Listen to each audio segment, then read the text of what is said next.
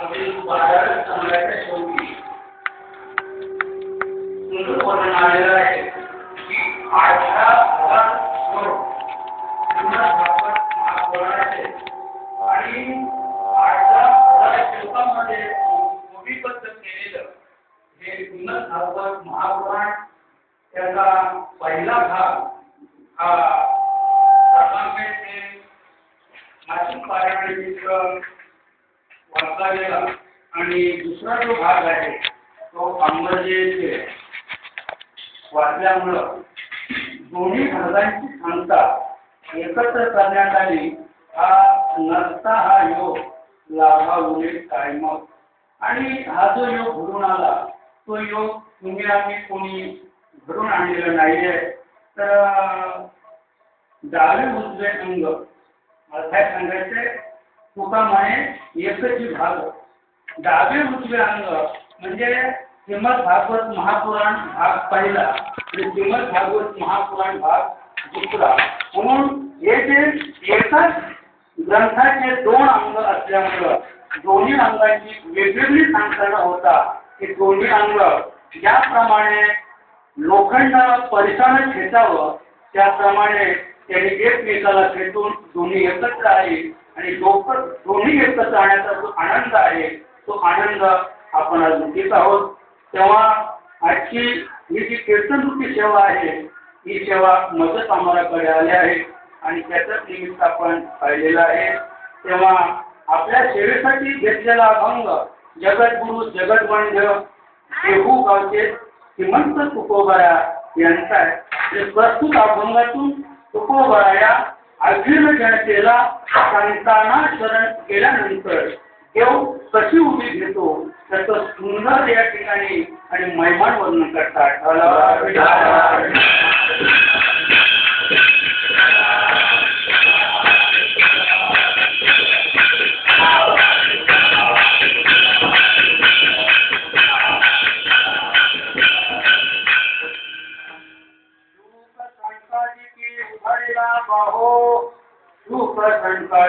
उभारीला बाहो परीक्षितीला हो ताता दिसा किंवा परीक्षितीला हो दिसा ताता उठा उठी करी स्मरणाचा धावा उठा उठी करी स्मरणाचा धावा धरवत नाही धीर देवा त्वरा झाली गरुड टाकेला मागे त्वरा झाली गरुड टाकेला मागे द्रौपदीच्या लागे नारायणे उठा उठी करा स्मरणाचा धावा उठा उठी करा स्मरणाचा धावा धरवत नाही वीर देवा तुका म्हणे करी बहुत तातडी तुका म्हणे करी बहुत तातडी प्रेमाची आवडी लोभ फार उठा उठी करी स्मरणाचा धावा उठा उठी करी स्मरणाचा धावा धरवत नाही देवा पांडुरंगाचा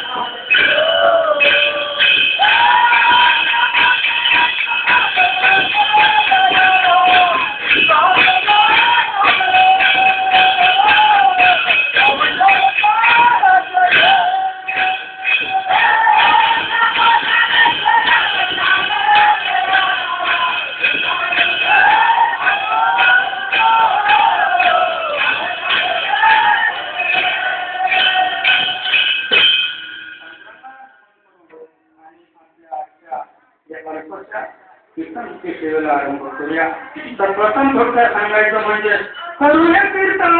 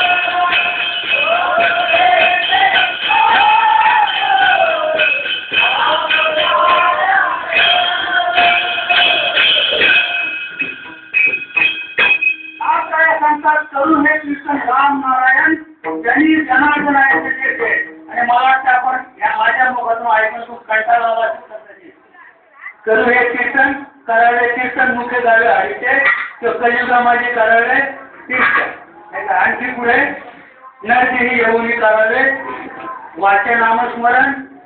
सगळ्यांचा पाठ झाला असेल आणि मला वाटतं ऐकण्यासही झाला असेल कदाचित.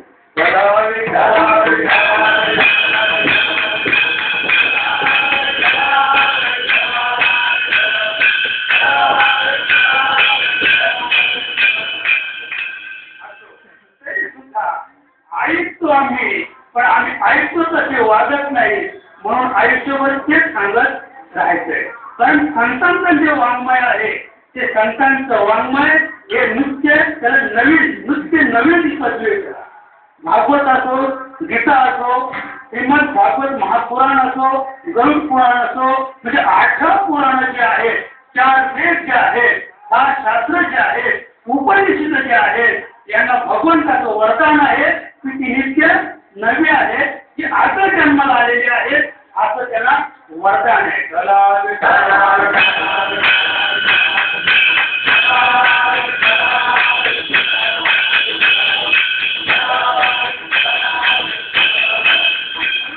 त्यांनी जनार्दन ऐकले केले.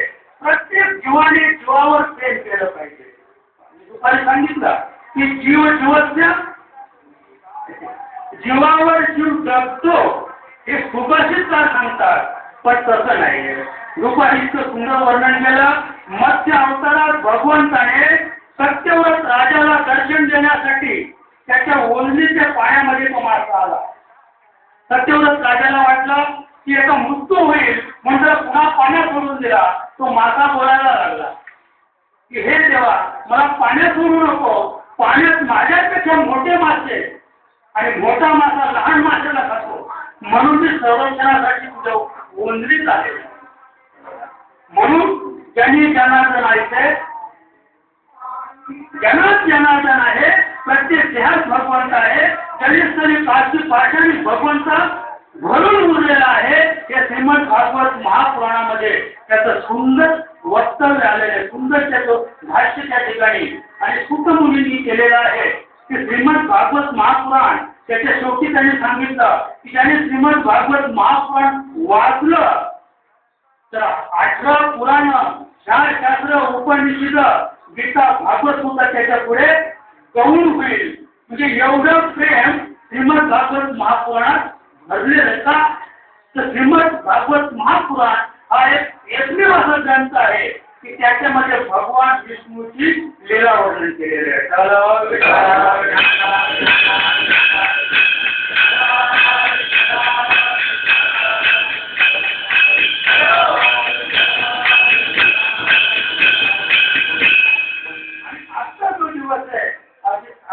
नाथांच्या भाषेत सांगायचं म्हणजे धन्यादी देण संतदर्शनाचा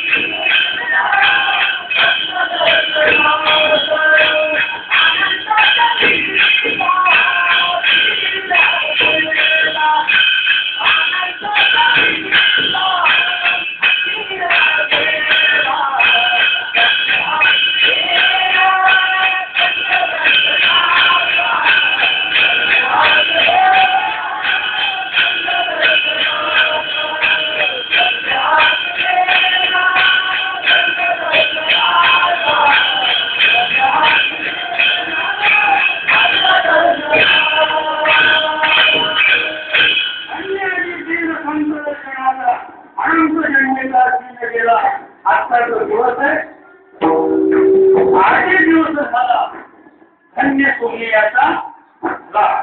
आजचा जो दिवस आहे तो नुसता धन्य नाही तर झाला सोनियाचा. आजचा सोनियाचा दिवस आहे का? तर थोडक्यात सांगायचं म्हणजे आज आपण जे ग्रंथातून आपण कर्तव्य जे श्रवण केलं किंवा जे वाचलं ती जिवंत प्रतिकृती होती. थोडक्यात सांगायचं म्हणजे. आणि रात्री अभिषेक टीव्हीला एक म्हणजे असं भाषण आलं की पुण्याला गणपतींच्या समोर जिवंत प्रतिकृती म्हणजे सादर केलेले. मी सर मध्ये बोललो जिवंत म्हणजे जिवंत माणसं आहेत काय? तर जिवंतच माणसं पुढे नाचत होती. म्हणजे शिवचरित्रावर जिवंत माणसं नाचत होती. त्याचप्रमाणे आजचा जो योग आहे संत दर्शनाचा, तुम्ही आणि आपण सर्व एकत्र आलो, अतिशय आनंद झाला.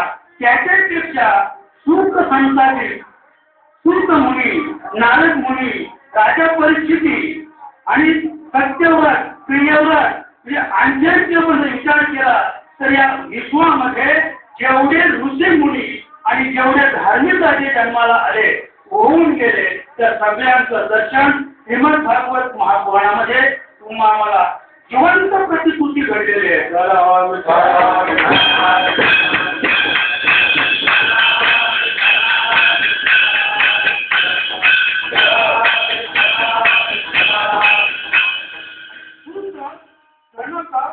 सनकानंदन हे जे 3 विभूती होऊन गेल्या त्या 3 विभूती म्हणजे त्यांच्या हातामध्ये प्रभू ज्याला अनंत कोटी ब्रह्मांड नायक महाविष्णू म्हणतात तो महाविष्णू त्यांच्या तळ हातावर धरत महाराज आणि याची प्रत्यक्ष अनुभव त्यांच्या तुकोबारायण आली आणि म्हणून तुकोबाराय सुंदर वर्णन करतात. तुम्ही संकाधिक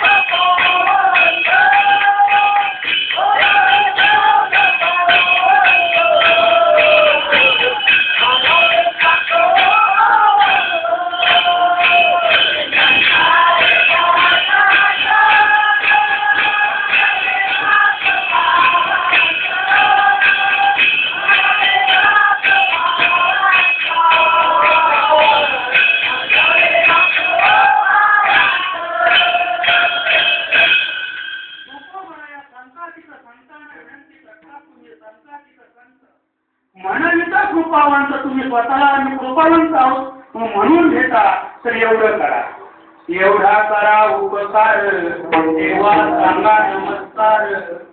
काय सांगा? तुम्ही कृपावंत आहात, तुमच्या हातात देव आहे, तुमच्या तर हातावर तुमच्या म्हणण्याप्रमाणे बोलण्याप्रमाणे देव वागतो म्हणून तुम्ही कृपावंत आहात. एवढा करा उपकार, देवा सांगा माझे भाकावी करुणा, विडवा पंढरीचा राणा. माझी भाकावी करुणा, माझी विनंती ऐका देवा, आणि माझी विनंती, माझी भाकावी करुणा आणि माझ्या विनंतीवरून तुम्ही देवाला काय करा? आलवा.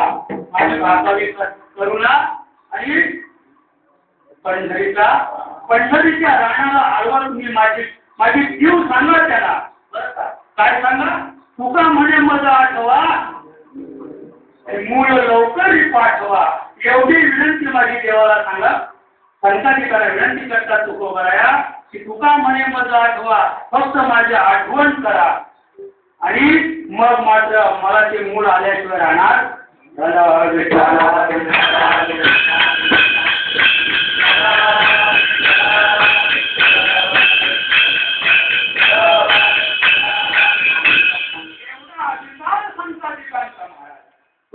वर्णन केलेलं आहे. आपला विषय थोडासा पाठीमागे राहिला. अगदी 1 मिनिटात मी सांगेन. दुपारच्या मंडळीने ऐकलेलंच आहे की जेव्हा तो छोटासा मासा पुन्हा ओंजळीमध्ये उडी मारून आला की मोठा मासा लहान माशाला खातो आणि म्हणून तुम्ही माझा सांभाळ करा म्हणून सत्यव्रत राजाने तो मासा आपल्या कमंडलूमध्ये ठेवला. काही मिनिटातच तो कमंडलू एवढा झाला. त्याने पुन्हा राजाला विनंती केली की हे राजा, मला इथे हा आकार कमी पडतो म्हणून याच्या काही मोठ्या वस्तूमध्ये नेऊन ठेव. म्हणून तो मासा त्याने एका टबामध्ये ठेवला घरी नेऊन. तो टबा एवढा झाला. टबातून पुन्हा सांगितलं अरे हे देवा, मला ही जागा कमी पडते, तिथून काढला. मग एका छोट्या ओढामध्ये नेऊन ठेवला. तो ओढा एवढा झाला. तिथे झाला पुरी पडली, नदीत सोडला, नदीपेक्षा मोठा झाला. नदीपेक्षाही मोठा झाला. किती मोठा आपण ऐकलं असेल? 40 योजने लांब. किती? 40 योजने लांबीचा मासा झाला. त्याने सत्यव्रताला पुन्हा विनंती केली की हे देवा, मला इथे सुद्धा इतकं तरी महासागर आहे, मोठी नदी आहे, पण तरी सुद्धा ही सुद्धा मला जागा अपुरी पडते म्हणून मला तू महासागरात नेऊन सोड. म्हणून तो 40 योजने लांबीचा मासा पुन्हा उचलला आणि समुद्रात सोडणार. एवढ्यात त्याने सांगितलं की मी आता मला तू समुद्रात सोडशील, पण समुद्रात सोडण्यापूर्वी त्याने त्याला बोध केलेला आहे. सुंदर अशा प्रकारे बोध ते आता पुढे कळे लागणार आहे. आणि त्याचप्रमाणे पृथ्वीवर प्रळय होणार आहे. 100 वर्ष सतत पाऊस पडणार आहे. सतत धार. प्रळय म्हणतात 100 वर्ष सतत धार. म्हणजे आपण ज्याला मुसळधार म्हणतो की मुसळधारच्या धारा 100 वर्षे एक क्षणभर सुद्धा पाऊस थांबत नाही. असा पाऊस पडणार आहे असं त्या माशाने सांगितलं. आणि मला एक शिंग आहे. त्यांना सांगितलं मला एक शिंग आहे आणि आता मी तुला नौका देतो. काय करतो? एक नौका देतो आणि ती नौका 100 वर्ष जेव्हा पाऊस पडेल त्या पाण्यावरची नौका चालेल आणि तू आता एक कर. आता लगेच प्रलय होणार आहे. म्हणून जे काही पृथ्वी तळावरचे जीवजंतू आहे, दुपारी सुंदर शंका मी सांगितली की सर्वसाधारणपणे समाजाला असं वाटतंय की पृथ्वीचा अंत झाला, पृथ्वीचा प्रलय झाला, संपूर्ण सृष्टी नष्ट झाली, जीवसृष्टी नष्ट झाली की पुन्हा आविर्भाव जाण्यापासून म्हणजे शेवाळीतून पुन्हा सूक्ष्म तयार होईल आणि पुन्हा उन्नत होत पुन्हा मनुष्य ज्यापर्यंत येईल असं नाही. त्यांनी सुंदर सांगितलं की तिथे जीवसृष्टीने सांगितलं की काही पृथ्वीवरचे जे जीव जंतू ते सगळे आता उचल आणि होडीमध्ये नेऊन त्या नौकेत येऊन ठेव आणि त्यांच्या निर्माणासाठी त्यांचा ज्यांचा जो आहार आहे ते धनधान्य सुद्धा त्याच्यातून नेऊन ठेव. हे सगळं त्यांनी म्हणजे शेषशाही भगवंत मत्सावतारामध्ये त्याने सत्यव्रत राजाला संपूर्ण कथन केलं आणि त्याप्रमाणे त्या राजाने केल्यानंतर पुढे पृथ्वी प्रलय झाला. पाणी झालं. आपले त्रैलोक्य बुडून गेलं आणि त्या वेळेला मग काय झालं?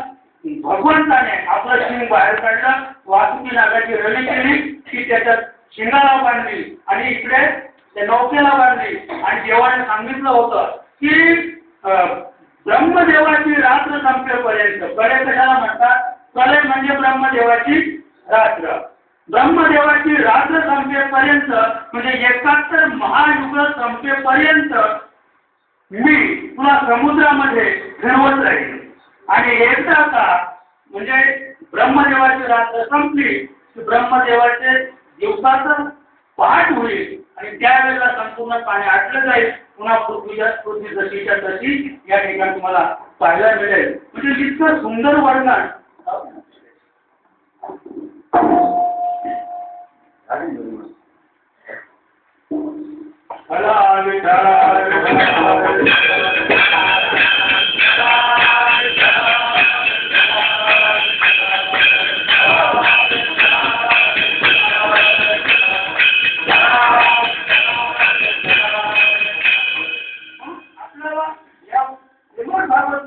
एक गोष्ट लक्षात आली की पुन्हा सृष्टी निर्मिती नाही, धनधान्याची निर्मिती नाही. त्याचप्रमाणे भगवंताने सांगितलं की धनधान्य जरी पाठवलं तरी काही बीज सुद्धा घेऊन जा, म्हणजे बीज सुद्धा घेऊन जा.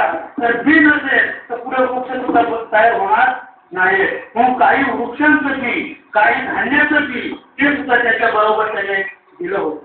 म्हणजे अशा पद्धतीने ती विश्वाची रचना त्या ठिकाणी आपल्याला पाहायला मिळाली. आणि म्हणून खूप मुली सांगतात की या ग्रंथासारखा ग्रंथ नाही, ज्याने तो ग्रंथ वाचला तो दुसऱ्या ग्रंथाकडे पाहणार सुद्धा नाही.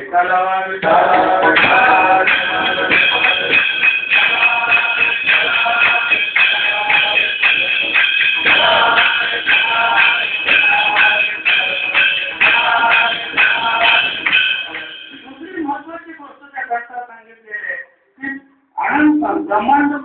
अनंत कोटी ब्रह्मांडाने भगवान विष्णूची लीला वर्णन केलेले आहे. त्याचप्रमाणे आध्यात्मिक क्षेत्राचा गाभा त्याच्यामध्ये भरलेला आहे. तुकोबांच्या भाषेत सांगायचं म्हणजे विश्वाचा जो आत्मा विश्वरूप आहे,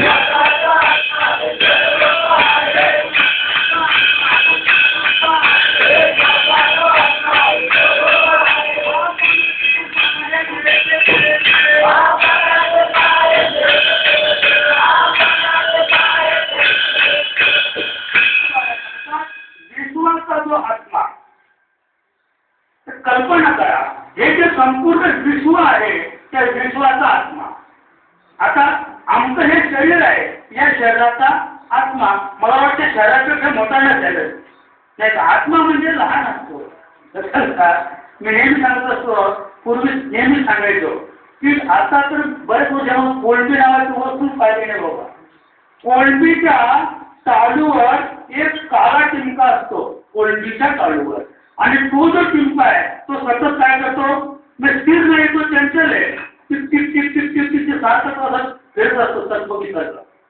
बरं का, तो आत्मा, तो तिथे काय आहे, आत्मा आहे. काळ्या रंगाचा कोळंबीच्या टाळूवर तो आत्मा आहे. आणि आपला सुद्धा जीव कुठे आहे, आपला जीव कुठे आहे, टाळूमध्ये. आपला दुसरं टाळू देवर लक्षात ठेवा. आणि म्हणून जीव जरी टाळूच असेल तरी आत्मा मात्र टाळूच नाही, लक्षात ठेवा. बरं का, आत्मा कुठे, तैसा हृदयामध्ये विरामू, आस्था सर्व सुखाचा आरामू, भ्रांताची कामू विषयावरी. भ्रांत जे आहे, भ्रम झाल्यामुळं, शंका निर्माण झाल्यामुळं, संशयावनी घोर, अनेक नाही पाप थोर, विनाशाची वाहून पाणी. आम्ही काय झालो, गुंतलो, उगीच गुंतलो. कसे गुंतलो, उगीच.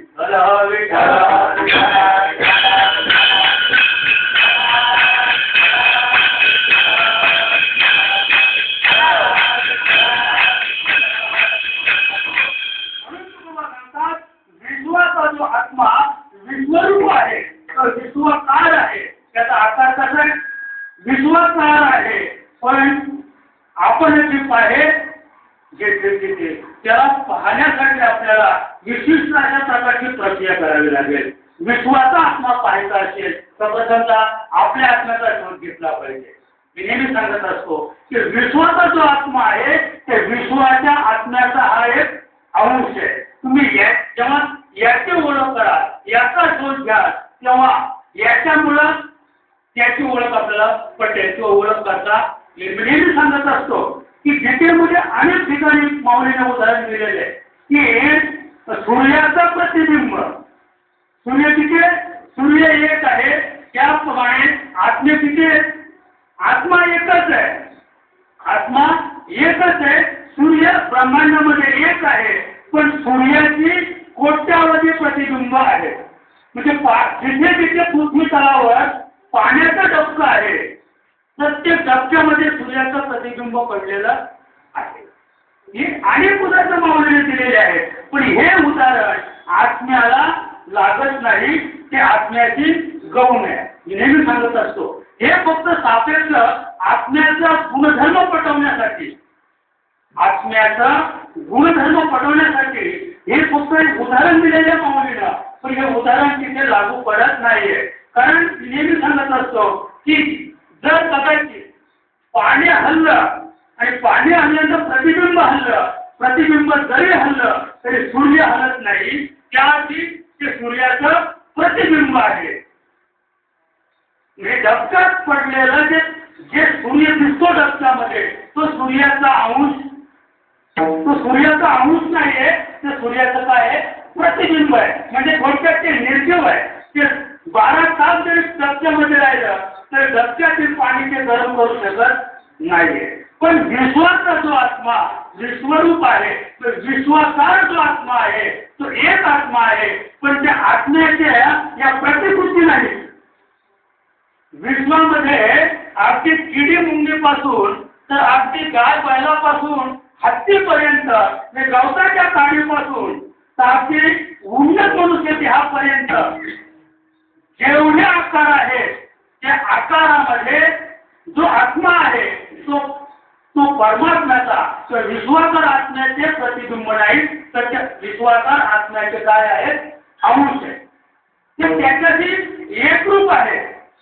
पण सध्या वस्तुस्थिती असे कलियुगाची की संतानाचा शरण का जायचं आपल्याला, तर हा जो त्याचाच अंश आहे पण त्याचा अंश जेव्हा या देहामध्ये प्रवेश करतो त्यावेळेला या देहामध्ये एक जीव आहे आणि जीव आणि आत्मा हे दोघेही एकत्र आले की त्याचे भगवंतांनी माया सुद्धा म्हणजे जीवाच्याच बरोबर मायेची निर्मिती केलेली आहे. कुणाची त्रिगुणात्मक, त्रिगुण माया जिला म्हणतात.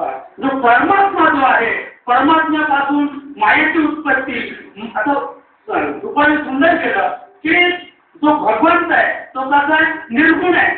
भगवंत कसा आहे निर्गुण आहे, पण निर्गुण भगवंताने गुणाच्या सहाय्याने सृष्टीची निर्मिती केली.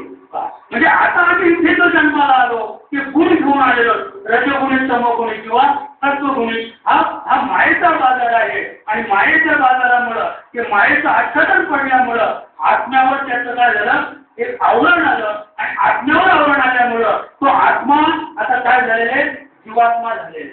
म्हणजे जीवाच्या संगतीने त्याला जडता निर्माण झाली आणि जडता निर्माण झाल्यामुळं तो आता मी मेलो, मी जगलो, मी खातो, मी पितो, मला भूक लागली.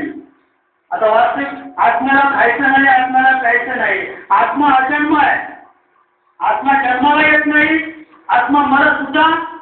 आमच्या माई सुंदर सांगतात आत्मा नाही आला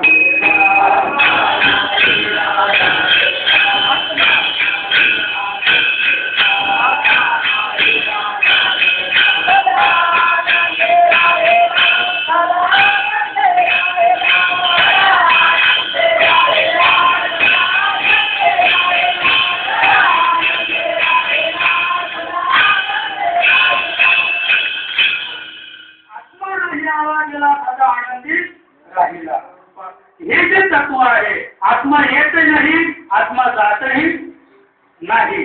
आणि कदाचित आम्ही भ्रमाने म्हणतो की एखादी व्यक्ती या घरातून गेली की 13 दिवस आत्मा त्या घरामध्ये कोणत्या तरी कोपऱ्यामध्ये वास करतो आणि त्याची जी अतृप्त म्हणजे अतृप्त राहिलेला तो आत्मा कसली तरी आशा करतो 13 दिवस तो घर सोडत नाही. मी आता आम्ही परवा बसलो होतो कुठे एकनाथ हाई पडलेकडे 5 मंडळी होती, 3 वाजेपर्यंत बसलो.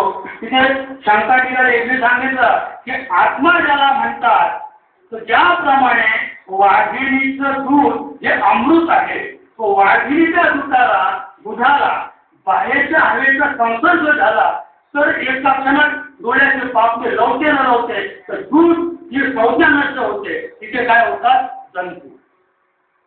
बाहेरच्या हवेचा संसर्ग झाला तर फक्त काय होतात? जंतू. म्हणजे वाघिणीचं दूध जरी तुम्ही मिळवलं तरी ते दूध राहणार नाही. मग फक्त वाघिणीचा जो छावा आहे, जो पंडा आहे, तो त्याच्या डायरेक्ट तोंडामध्ये बाहेरचा हवेचा संसर्ग त्याला होत नाहीये. त्याचप्रमाणे जेव्हा या ध्यातून आत्मा बाहेर निघू पाहतो त्याच वेळेला मला काय सांगायचे, कदाचित कर्म धर्म संयोगाने काही पुण्य आपल्या पाठीशी असतील तर या मनुष्य ध्यातून निघालेला आत्मा कदाचित पुन्हा मनुष्य जे प्राप्त करून घेणार असेल तर त्याच वेळेला घटना सांगतो की एखाद्या स्त्रीचा तो गर्भ अगदी बाहेर निघू पाहतो. मला काय सांगायचंय की हा आत्मा या हवेमध्ये कुठे थांबत नाही. तो या ध्यातून निघाला की लगेच दुसऱ्या ध्यात प्रवेश करतो. एक क्षण सुद्धा थांबत नाही. लक्षात. आणि जो थांबतो तो ब्रह्मराज्य. मी सुंदर सांगितलं की समजा आता आपण आलो असं समजा की माझं वय 70 आहे पण आता माझं 55 झालंय, पण आता आध्यात्मिक 15 वर्ष लागणार आहे, पण आता ठरवलं 20 खायचं, भात घ्यायचं, रात्रमधून पेटून घ्यायचं, म्हणजे याच क्षणी मृत्यू आला. याच क्षणी जर मृत्यू आला तर तो जो आत्मा आहे तो आत्मा या विश्वामध्ये फिरत राहतो. किती वर्ष? फक्त 15 वर्ष. मी नेहमी सांगतो की मग आम्हाला जे श्वास दिलेले आहे ते श्वास संपेपर्यंत या आत्म्याला दुसरी गती नाही. मग ते श्वास संपेपर्यंत तो आत्मा इथे ब्रह्मराक्षस म्हणून फिरत राहणार. आणि मग 15 वर्ष पूर्ण झाले ते श्वास संपले की मग त्याला ती सद्गती, त्याला किती जन्म घ्यायचा की तो जन्म घेईल. म्हणून पाठीमागे ऐकायचो आमच्याला अमुक भूत जमला, त्याला ती हेड जमली, आता कोणी शिल्लक राहिलेलं नाही. त्यांचं आयुष्य संपलं की सगळी मंडळी दुसऱ्या ध्यामध्ये प्रवेश करून आपापल्या कामाला लागलेले. आणि आता तर ती भूत पेट आता कोणाला खायला मिळवण्याचं खायला नाही मिळत. कदाचित ते पितर येईल पण भूत होणार. आता भूत म्हणजे राहिलीच नाही. म्हणजे ते दिवसच झाले नाही. 5 दिवस कठीण होते ते. म्हणून त्यांचा आत्मा अतृप्त राहायचा. आता आत्मे तृप्त होऊन जातात. म्हणून भूताच्या योनीमध्ये संचार करत नाही.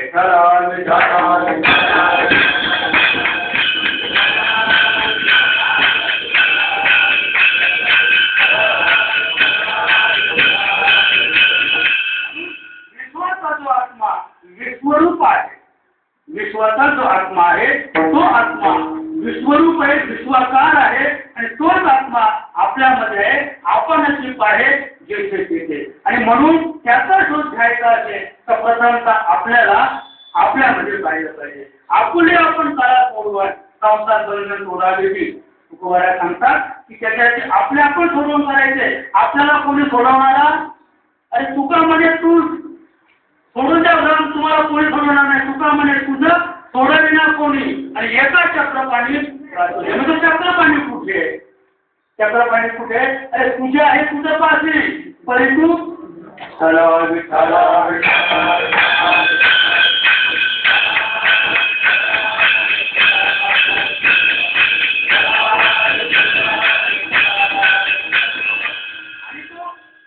तो ब्रह्मांड नायक जो आत्मराज तो आपल्या देहामध्ये आहे. आणि त्याची जर आपल्याला ओळख झाली, ब्रह्मांड नायक अनंत कोटी ब्रह्मांड नायक ब्रह्मवीराची आपल्याला हृदयाच्या ठिकाणी आठवण झाली तर आमच्या शांतमय सुंदर सांगतात महाराज त्याची अवस्था फार वेगळी आहे बरं का. साक्षात्कार झाला जीवा, साक्षात्कार झाला जीवा, साक्षात्कार झाला जीवा, विसरला देह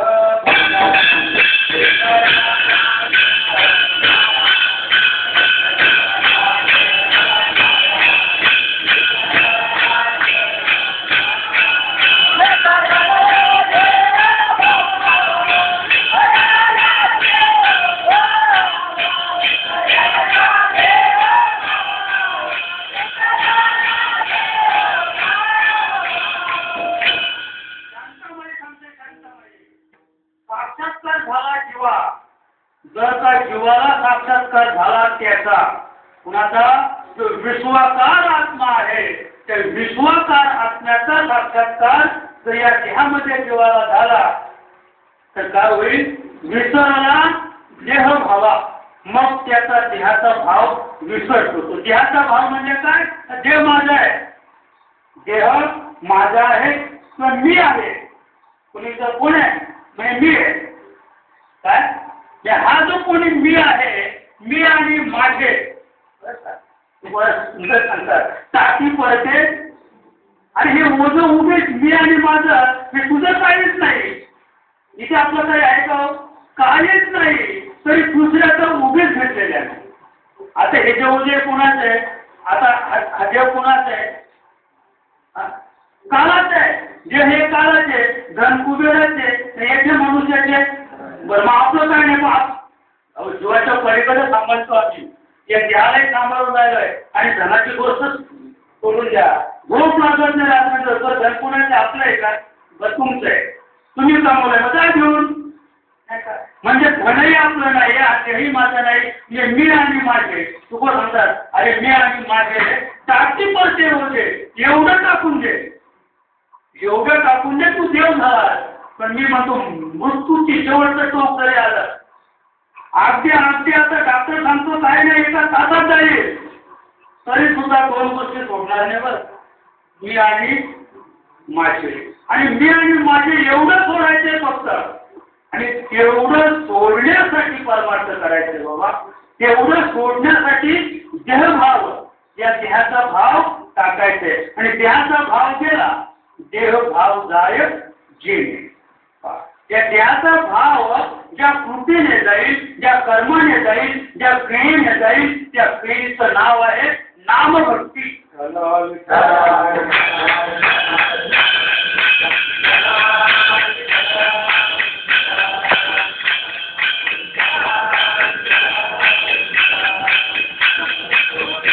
आपल्या जीवनामध्ये नामभक्तीला प्राधान्य केलेले असे सूत सनंदन देवर्षी नारद महाराज, राजा परीक्षिती, पांडव आणि इतर अनेक ऋषी मुनी त्यांच्या जीवनाचा आपण जर विचार केला त्या जीवनाचं साथ अभंगाच्या पहिल्या चरणात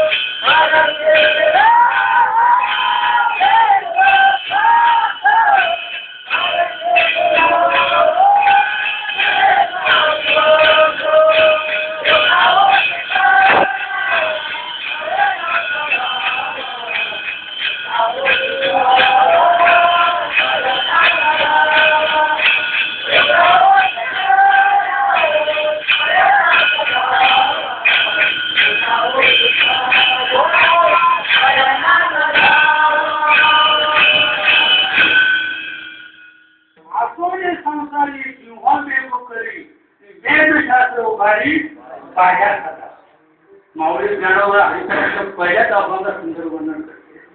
आसोने संसारी जेव्हा वेगू करी म्हणजे जिव्हेने कितीही जरी वेग केला या संसारामध्ये राहून.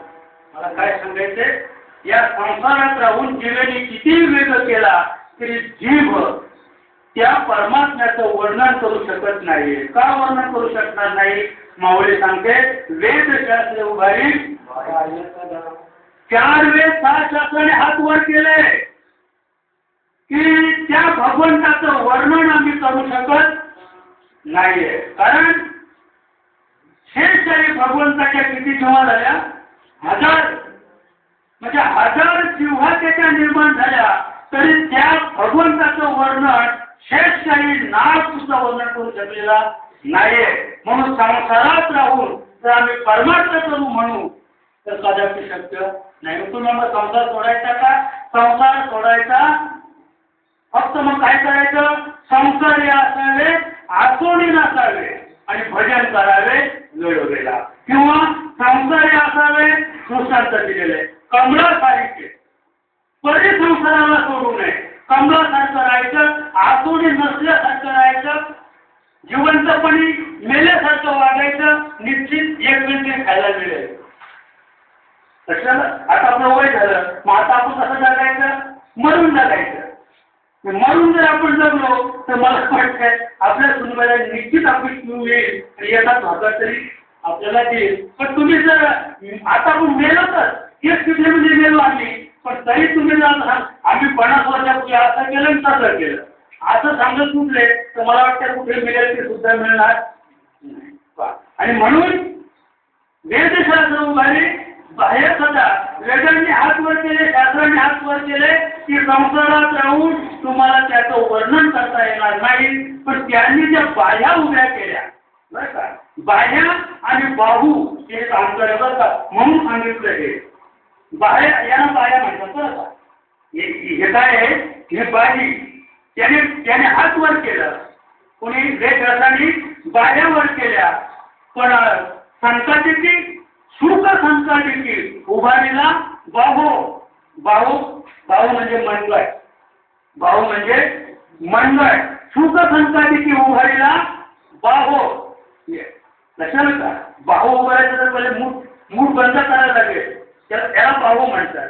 आणि बाया नाही बाबा आपलं काही जमणार नाही. पण हे असं केलं तर समोरचं सुद्धा माझं ठरलेलं. कारण काय की याच्या मंडटामध्ये ताकद आहे. सुख संकटाची उभारीला बाहू. काय सांगितलं की सुख मुनी आणि संकटी यांनी आपलं बाहू बळकट केले. आपली मंडट तुम्ही घाला तेल जनाई सांगते. मला वाटतं जनाई तुम्ही घाला तेल मंडटावरी. सोपी गोष्ट नाही बाबा. विचार का? जर देवाची भिडायचं असेल मला काय सांगायचंय? यारे यारे अवघे जन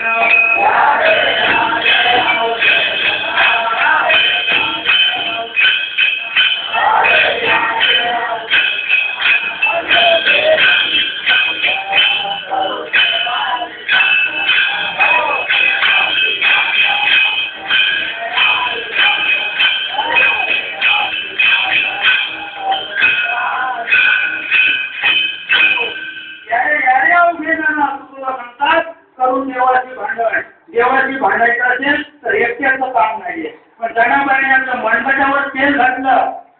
जनाईने कुणाची मदत घेतली नाही. नामदेवाला सुद्धा बोलवायचं नाही. अरे मिठ्या मिठ्या होती मिठ्या अंगात उभी राहिली जनाई.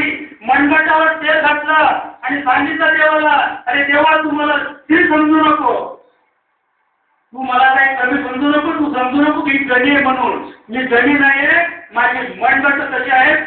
संकट आहे. अरे विठ्या विठ्या विठ्या मूळ मायेच्या उभी राहुली अंगणी आणि शिव्या त्याचे जाती एवढा अधिकार करीता. मला काय सांगायचं? जेवढा अधिकार सुख मुनी संकटी आणि सनकनंदन यांचा जेवढा अधिकार तेवढाच अधिकार आमच्या जणीचा. आणि म्हणून सुख संकटिक उभारीला बाहू. सुख सांगतात. आता सुखाच्या बाबतीत सांगायचं झालं तुम्हाला सर्वांनाच माहित आहे की आईच्या उदरामध्ये 12 वर्ष लागला. कशासाठी लागला?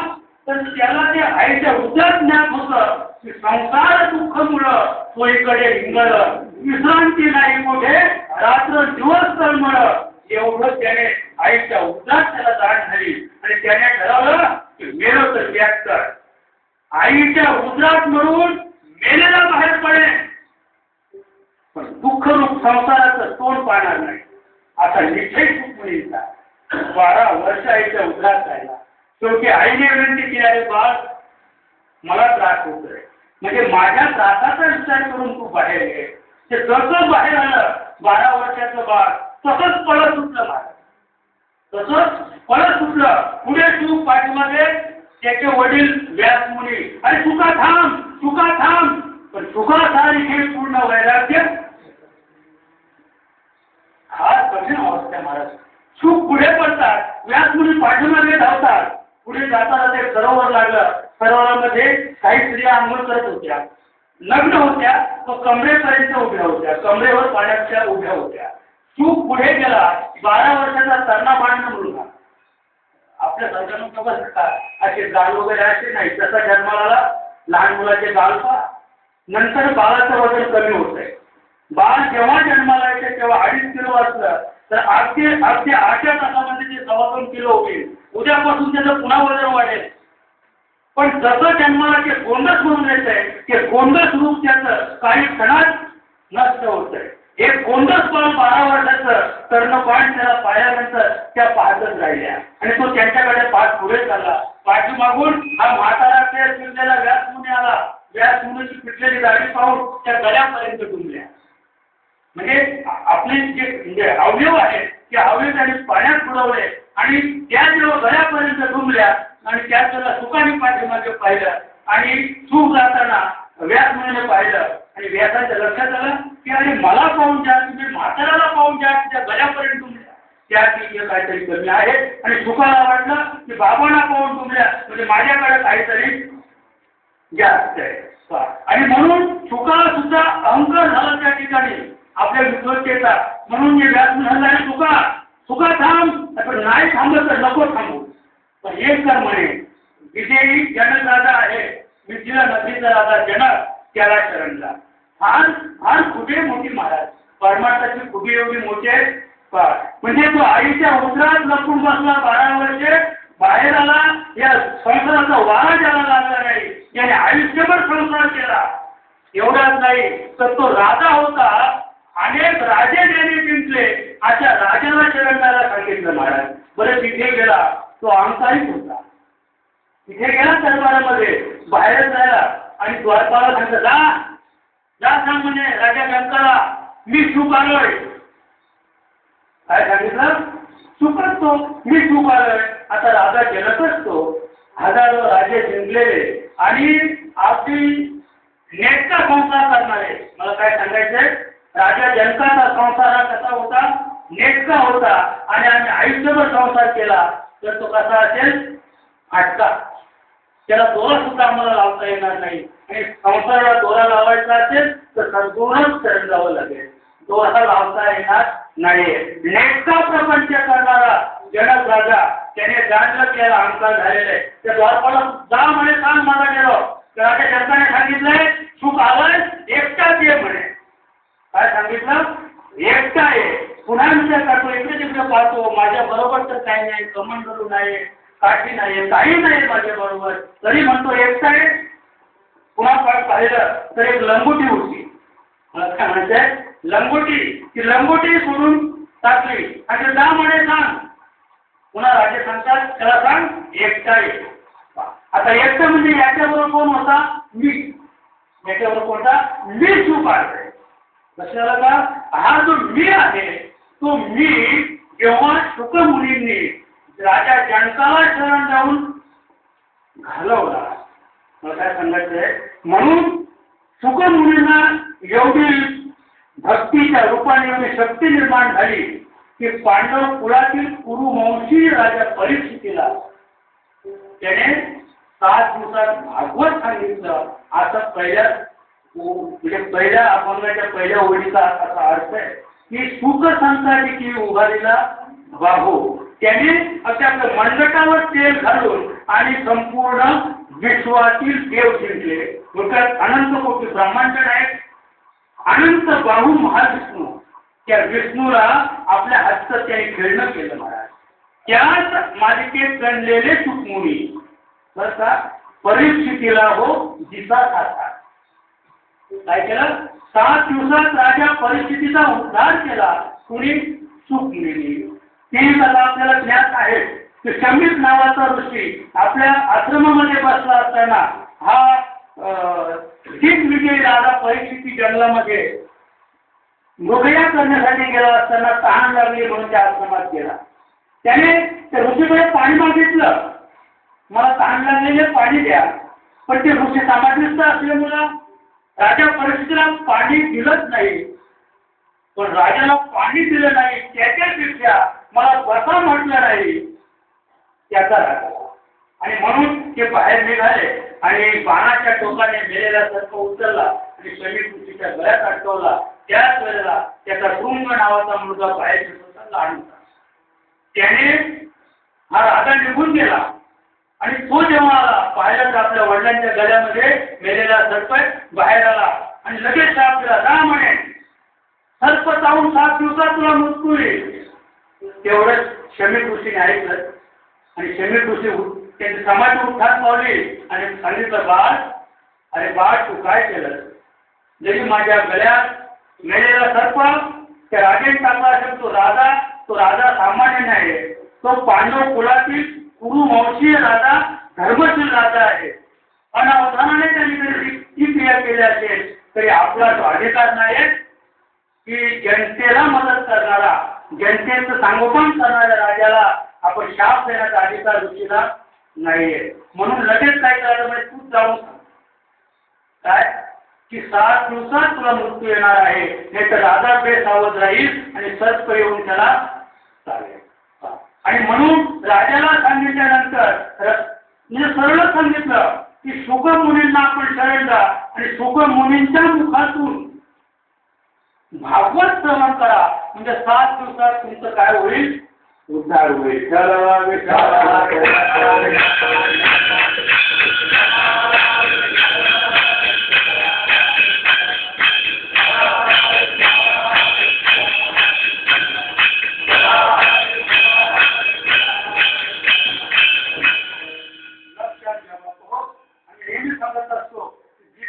भागवत हे 2 ग्रंथ असे आहेत त्याच्या अधिकारी पुरुषाच्या मुखातूनच ऐकायला श्रवण करायला पाहिजे, म्हणजे आपल्याला त्याची काय होईल, प्रत्यक्ष अनुभूती येईल. आमच्या माहीत सुंदर सांगतात बरं का, गंगेपरी व्हावे मग ग्रंथ पाहावे.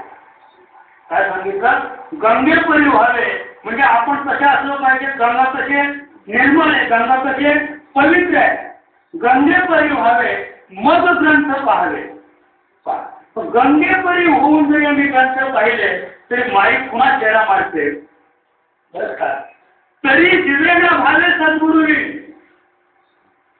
माई काय सांगते की तुमचं जरी निर्मळ, तुमचं अंतकरण जरी निर्मळ झालं, सत्य प्रियवर तुम्ही आहात, सगळं काही तुम्ही म्हणजे गंगेपरी व्हावे, तुम्ही गंगेसारखे झाले आणि मग ग्रंथ वाचायला लागले, तुम्हाला ज्ञान झालं. पण माई सांगते तरी दिवे न भावे सद्गुरुवी, तरी तुमच्या जीवाला ते भावणार नाही.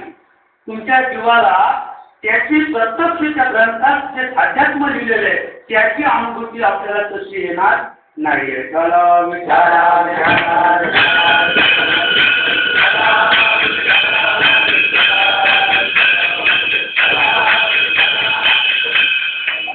राजा परिस्थिती हा शुकमुनींना शरण गेला. पुढे यमुनेच्या काठावर त्या ठिकाणी 88,000 ऋषी मुनी बरं का, आणि शुक संतांची सगळी मंडळी त्या ठिकाणी आधीच हजर होती. शुक महाराज नंतर आले, राजा परिस्थिती आधी जाऊन त्या ठिकाणी बसला होता.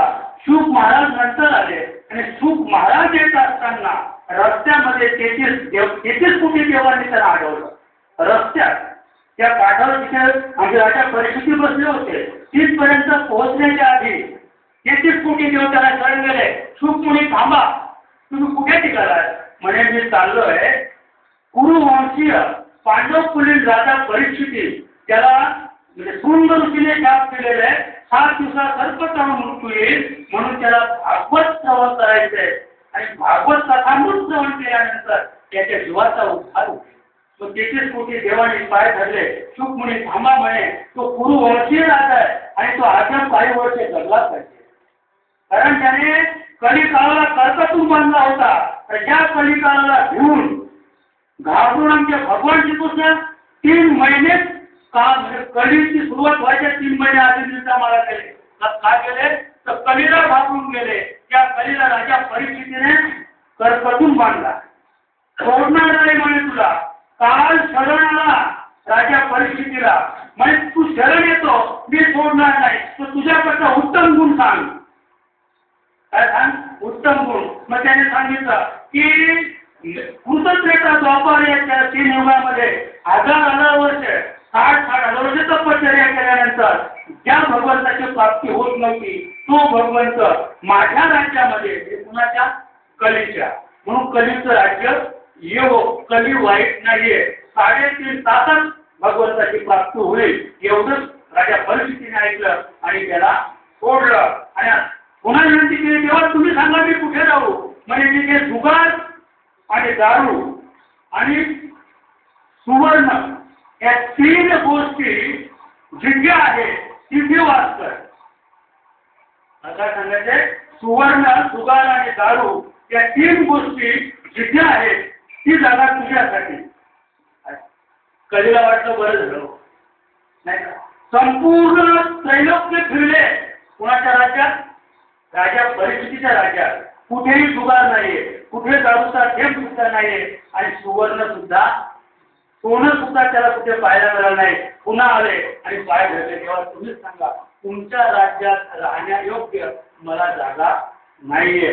असा राजा परिस्थिती आणि 33 कोटी देवाने पुन्हा सांगितलं. प्रत्येकाच्या हातामध्ये अमृत कलश होता. 33 कोटी देवांकडे अमृत कलश.